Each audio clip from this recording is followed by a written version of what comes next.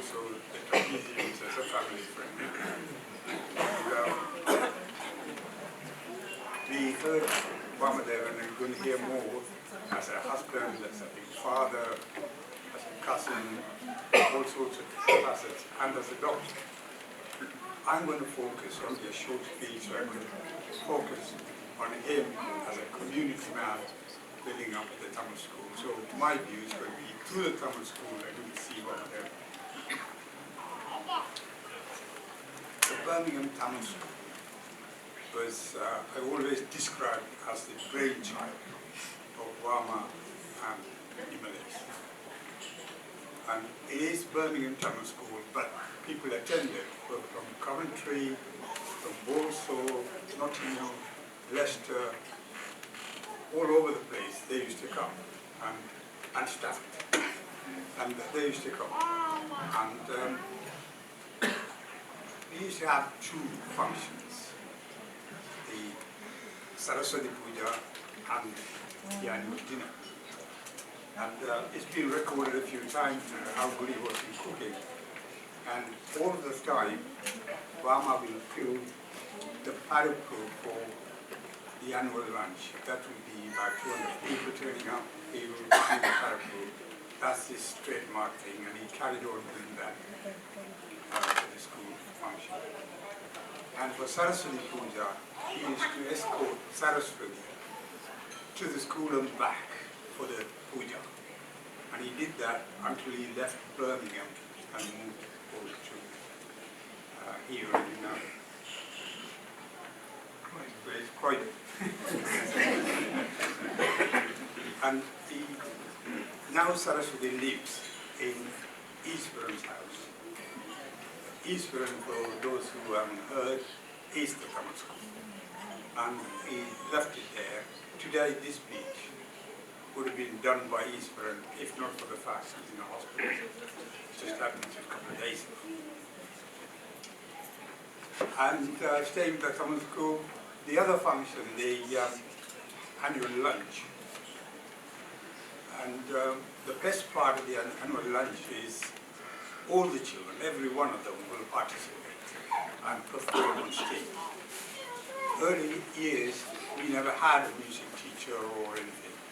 And all the training is done between Himalayas and other parents. And we used to have rehearsals. Actually, the rehearsals were better and more enjoyable than the real event. And invariably it's held in our place or in Bahamas, more often in Bahamas. And when we go there, Wama is not the one who just goes around and get the kids to come here, you're singing, you're dancing, you're doing this. No. It's all done by Himalayas. And dragging them away from the computer games and then, come on, start doing this and what have you. He never tells anybody what. But he quietly go in and fry some prawns and make some food. As been said before, he'll be whistling or talking, telling jokes with us, and he will do that. And while we were doing that, he would just give us some his trademark iced coffee. And we will be singing away and then doing this. And we'll never get involved with organising. But when it comes to doing things with the kids, he'll leave that to other people to do. But he has his own style of being. Did he not care? Of course he cared. How he cared was different. He would say, "Hey, Kiki," or "Hey, chocolate," and we'll just call kids like that. And we had some rhythm lessons started. And the one girl who started doing rhythm was Abby. And she cut her hair short, so I think she's doing rhythm and her hair to hands back. And Wama, every time he sees her, he'll go, "Tati Tom Nam." But he used to do that. And Gajan and Jagan, my brother's kids from Nottingham, and they were small. They had a good rapport with Obama, and he would say, "Come and do an impression of do that with their lips and he was doing things like that. And my son is proud. Every time he sees Obama's his he goes like that. Put his foresight expression. Yeah, Obama was, he loved the kids, and the kids loved him. They seen something in Obama special. Because he's not the arm waving and jumping on the stage with a microphone or wanting a position in the hierarchy or in his business. He's always quiet, what's needed and good. He always says that to do the necessary, you don't need a position. If I may say that in Tamil, Udavi Seyya, Padavi Theory, that was his motto. And he lived it, and I can see from other speakers exactly the same message being given. When it comes to the love of the kids see something in him. It's not just a man, it's something in his face. You know, they say, Ahatin, Alatin, Muhatin, King. When I say that in English, the face is a reflection of the mind, or should I say, the heart. Yes, Obama was a man with a golden heart. The God that decided to take his soul. So for us, Obama knows.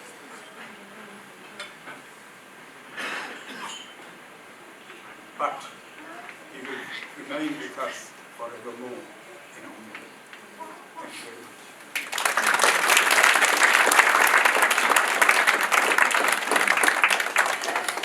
Okay, we're on the home straight. Thank you, Uncle Yogavu. That was very touching. The next speaker is Abdullah. He's already on his way. I think everyone in this room knows you. He is the son of my Amma's older sister, Jagadisari, or as we all call her, Pettamal Petti. And they grew up, 3 minutes away from us in Birmingham. He and Umar were part of our everyday life. They knew my mum and dad during some of their very best years before Parkinson's entered our world.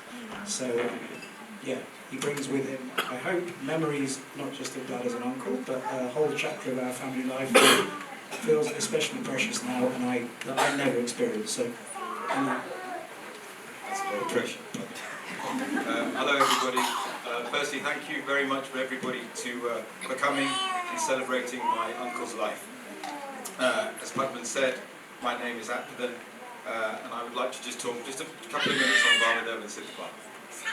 I'd love to tell you all the funny stories, of which there were many, or of his repetitive joke-telling habit, which generally ended with an "O Bandara Naka." You know, he definitely found his own jokes hilarious. But when I think about it, what I really enjoyed was watching him just chuckle away for a few minutes to himself at his own joke for longer than wasn't deserved. But irrespective of whether you found it funny or not, it didn't matter. He was in a good place. He put dad jokes on the map, and he was just a happy man.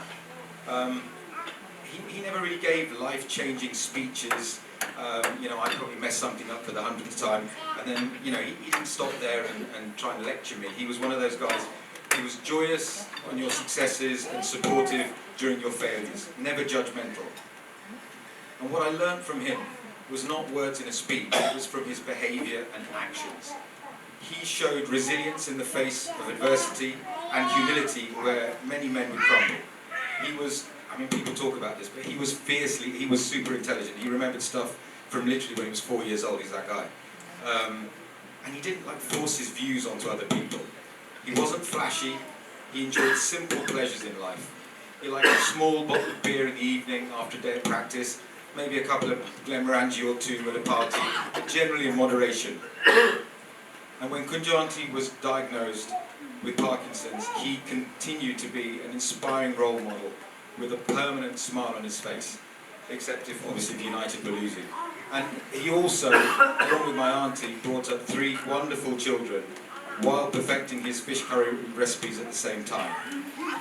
He also managed, you know, when she was really ill, to send 3 children to independent schools, which could not have been easy as a sole breadwinner, and he seemed to do it all effortlessly. There was never any shouting or screaming as he did this, just determined humility. That's what he taught me. He stood tall, not because of what he said, but how he behaved as a man, father, husband and uncle. He'll be missed. Thank you.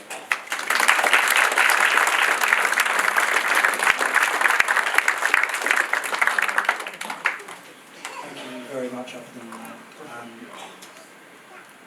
The next speaker is Uncle Kanagarutnam, another one of Abba's great friends from Eastbourne, and part of what I can only describe as a rather legendary motley crew. Is he there? Okay. Don't worry, that's okay.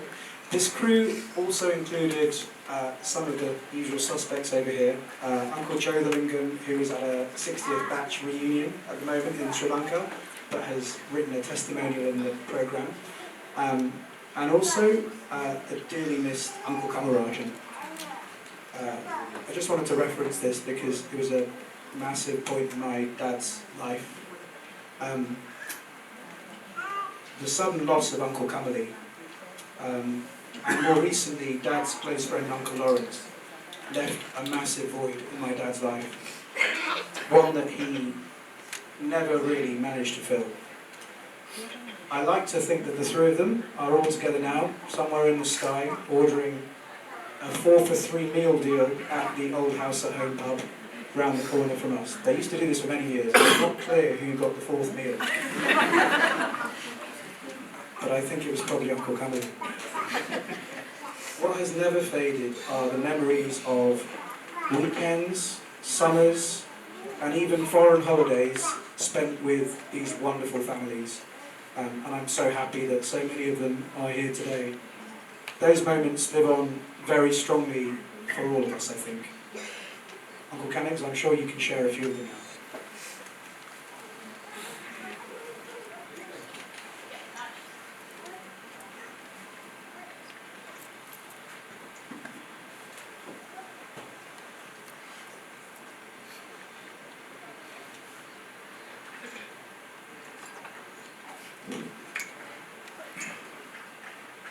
Thanks, Batman, for that wonderful intro.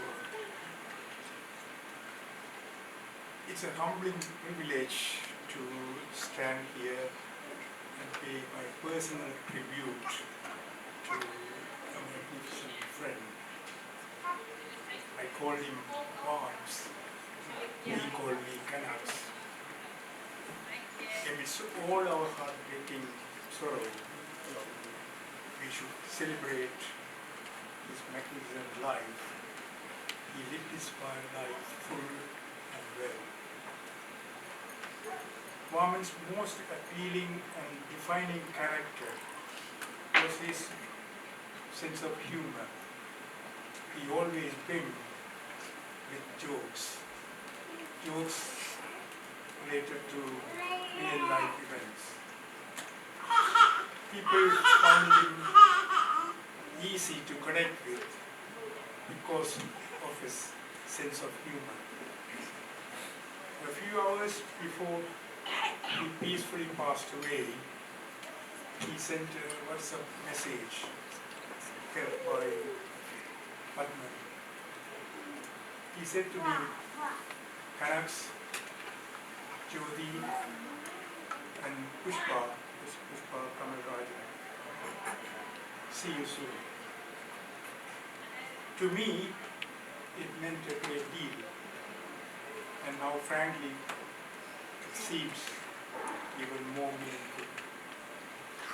As Maithili said to me, no doubt he is up there in heaven with his soulmates Dr. Kamal Rajan and Dr. Sivapati Rajan, sipping their favorite whiskey and possibly expecting us soon. Of all the most gifts in my life, Barman's friendship was very special. It began 16 years ago by pure chance when he joined me to work at Trincomalee Base Hospital. We were roommates for more than 2 years in a small room. We shared selflessly. Across the dining room there were 2 other small rooms holding 4 beautiful young ladies. One of them was Malaysia.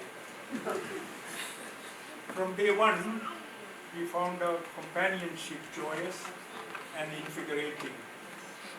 In Trincomalee, Sri Lanka, despite overwhelming workload, with many other friends, we had great times in the beautiful beaches at Saina Bay and at Nilavadi. Frequenting local cinemas, especially the ones that gave free tickets for doctors, and the Chinese bar that served cool beer for Warman. Warman loved movies and romantic melodies. He was a passionate follower of cricket and loved seafood. He had a special affinity for crab curry. He quickly made friends with our live-in chef and made him adopt his ideas to improve the quality of the curries, especially by adding tamarind. It was in Trincomalee I had the privilege to watch his barely perceptible romantic moves towards his beautiful. Our move across to UK failed to separate us. If anything, it enhanced our closeness. As a small, intimate circle of friends with Dr. Kamal Rahim, who sadly passed away 2 years ago. And our friendship helped to cope with many financial crises, the ebbs and flows of life, and grew stronger, underpinned by mutual respect and trust. Above all, our inspiring children. Kind, affectionate, and generous in everything he did, at work and outside work. Warman exuded unique tenderness and compassion that made him greatly admired by his patients, adored by his colleagues, and the wide network of friends. Despite the time we spent with him and his family in Trincomalee and subsequently in Birmingham and also in Eastbourne, remain as golden, unforgettable times of our lives. Always calm and considerate, he responded to whatever life threw at him with a great sense of humor. Warman simply loved people. He always found something interesting and delightful in people's behavior, especially those behaviors outside the norm. His positive outlook to life was infectious. He had amazing memories for hilarious events of the past and remarkable ability to present even morbid events with a light-hearted humor and inimitable, unstoppable laugh.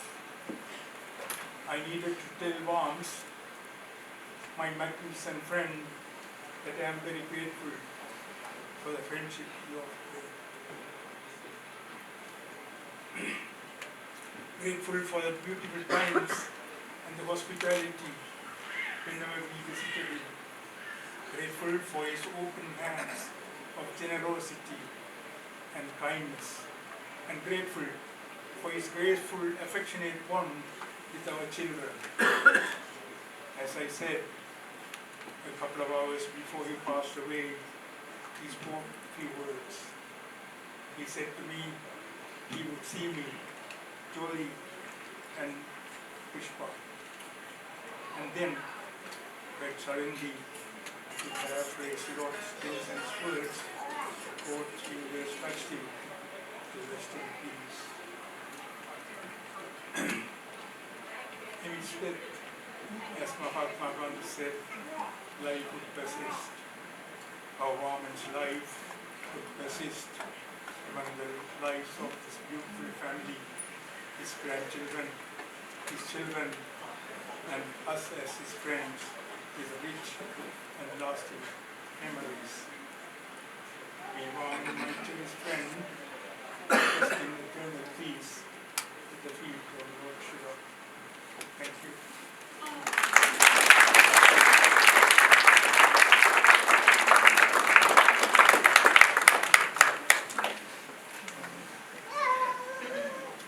Okay, thank you, Uncle Clemens. That was incredible. Over to our last speaker. This guy really does need no introduction. Veglapule Kuhanendran is my father's brother-in-law and my mother's oldest brother. As all of you know, he lives just around the corner from my parents here in Croydon. And over the last 10 years especially, since Amma and Appa moved down here, he and his wife Sandra, my aunts, have spent a huge amount of time at 8 Bushy Road and were an indelible part of their everyday life. Again, as many of you know, you never know quite what you're going to get with a Veglapule Kuhanendran speech. If it doesn't start with the words, "my mother was a pauper," I'll be disappointed. Orphan, sorry. But he specifically asked to go last, which feels entirely appropriate. So with that, VK, over to you.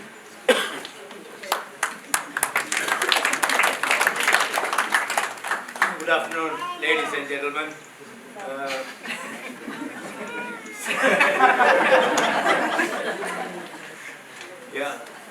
Thanks for coming today and waiting all this time, almost 3:30, ready for lunch. I'm the last man, so I'll be very short. We are gathered here today in this quiet place in Croydon to remember and say goodbye to Vamandevan. Vamandevan lived a full life. 80 years shaped by responsibility, kindness and quiet strength. He did not seek attention or praise. He earned respect simply through how he lived and how he treated others. I speak today as his brother-in-law and as someone who had the privilege of knowing him well. The number of people here and the many messages from around the world reflect the regard in which he was held. Not just affection, but genuine admiration. Vamandevan was, in every sense, a typical Tamil man with great virtues: dignity, duty, discipline, and humility. These were not ideas he talked about. They were values he lived by. He was deeply religious, but never one to preach. His faith showed itself in his actions, his sense of responsibility, and the integrity with which he lived. At the center of his life was his devotion to his family, especially to my sister Kunju. When she was diagnosed with Parkinson's, he did not hesitate or complain. After the diagnosis, during the long years that followed, and right to the very end, he stood firmly by her side. He showed his love not through words, but through constancy, through presence, attention, and responsibility. Even in his later years, while quietly managing his own pain, his focus remained on her. He did what needed to be done, without seeking recognition. In that, he was a silent hero. That same steadiness extended to the rest of his family, close and extended. He was dependable and thoughtful, someone you could rely on. Vamandevan also had a gentle humor and a calm smile that stayed with you. In recent days, it is these memories, the smiles, the quiet jokes, the warmth in his eyes that have stayed with us. I cannot fail to mention one incident. Before he got married, me and Vamadevan, some of us here, were in a car accident. And it had been very tragic for a lot of us. But it turned out to be more like a comedy when Vamadevan immediately afterward told Mohan, Kati Nitapita. Anyway, today above all, we feel gratitude. Gratitude for his life and for the example he set, showing us that love lived daily through consistency and care without ever instructing. He reminded us of our responsibilities to one another. To Maidali, Vaidehi and Padman and your family, we are deeply proud of you. The care, patience and love you have shown your parents over many years, quietly and consistently, has not gone unnoticed. It is a true testament to the values you were raised with and to the example set by both your mother and father. In you, your legacy is already alive. Vamadevan, thank you for your steadiness, your devotion and your goodness. You will be missed. May your soul rest in peace. Goodbye.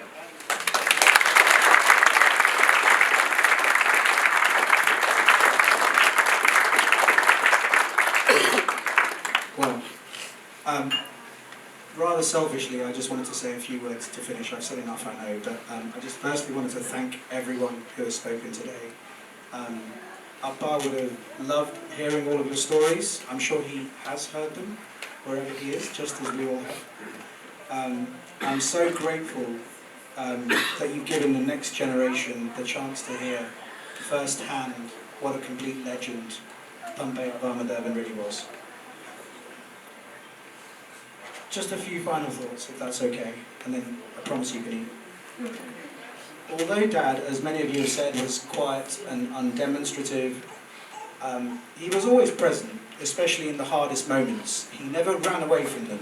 Yes, he was always there at the cricket matches, the hockey matches, Maidli and Vaidehi's performances, etc.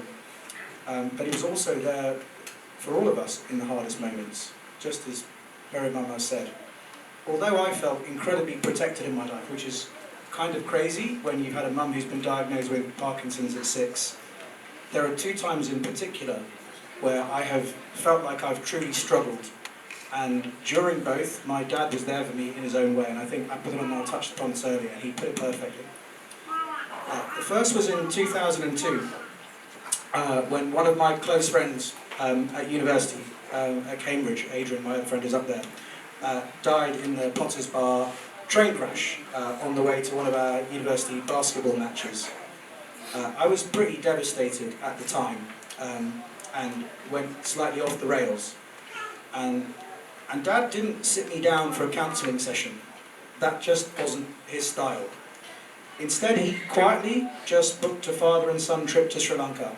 And we spent 3 fairly extraordinary weeks together, visiting all the parts of the country that I'd never seen, meeting a whole bunch of relatives that I have never met and may never meet again, and discovering sides of each other's personality that we had never known. And I think that trip really healed something within me, and in many ways I think it's those moments that are helping me through this period now. The second time was during my final year at university. I'd been maybe a little rebellious during that year and I hadn't attended any tutorials. And with a month to go before finals, I was fairly close to a breakdown, I would say. I had to get a 2-1 to get into medical school, and I knew I couldn't really bluff Cambridge University. And my dad sensed that something was wrong on a phone call immediately. He drove down to Cambridge that evening after a GP surgery, knowing that he was on call. He immediately packed up my bags and took me home, where I stayed until my exams. Again, there were no big speeches at all. Again, that wasn't his style. But I remember him saying to me over dinner one day, he said, "Whatever happens, you will be okay. All that matters in the end is your health."